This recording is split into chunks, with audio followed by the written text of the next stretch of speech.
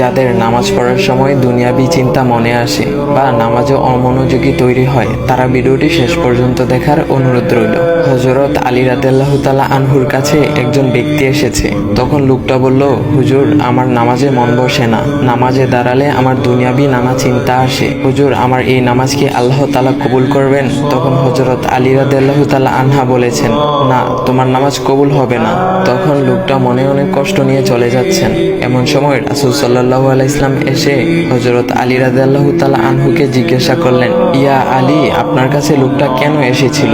এসে দেখি মন খারাপ করে চলে গেল। কেন, কি হয়েছে আমাকে বলুন। তখন আলী রাদিয়াল্লাহু তাআলা আনহু বলেন, তিনি আমার কাছে জানতে এসেছেন যে নামাজে দুনিয়াবি চিন্তা আসলে নামাজ হবে কিনা। আমি বলেছি, না, তোমার নামাজ কবুল হবে না।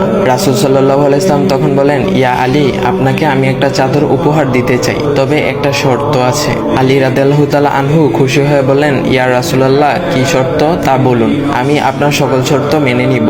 বুঝতেই তো পারছেন রাসূল সাল্লাল্লাহু আলাইহি ওয়াসাল্লামের চাদর বলে কথা। তখন রাসূল সাল্লাল্লাহু আলাইহি ওয়াসাল্লাম বললেন, ইয়া আলী, আপনি যদি এই মুহূর্তে 2 রাকাত নামাজ একনিষ্ঠভাবে পড়তে পারেন দুনিয়াবি সকল চিন্তা দূর করে, তাহলে আমি আপনাকে সেই চাদরটি উপহার দেব।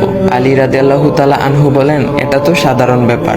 আলী রাদিয়াল্লাহু তাআলা আনহু তখন নামাজে দাঁড়িয়ে গেলেন আর তিনি নামাজ পড়তে শুরু করলেন। এমন সময় তার মনের মধ্যে শুধু ভাবনা চিন্তা আসতে শুরু করলো, আচ্ছা, আমাকে যে রাসূল সাল্লাল্লাহু আলাইহি ওয়াসাল্লাম যে চাদরটা দিবেন, সেটা কি ফাতিমার চাদর নাকি রাসূল সাল্লাল্লাহু আলাইহি ওয়াসাল্লামের? আচ্ছা, চাদরখানা দেখতে কেমন হবে?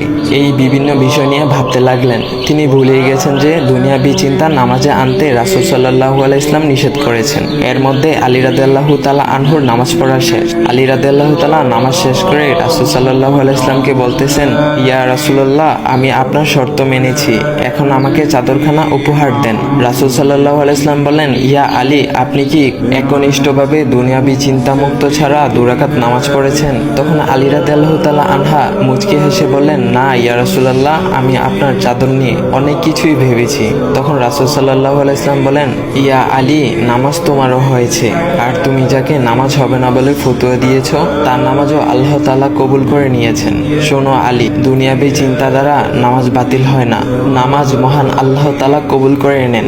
সকল ফরজ নিয়ম কানুন মেনে নামাজ পড়লে নামাজ হবে ইনশাল্লাহ। তবে আমাদের সকলের উচিত নামাজ আদায় করার সময় একমাত্র আল্লাহকে স্মরণ করে নামাজ আদায় করা।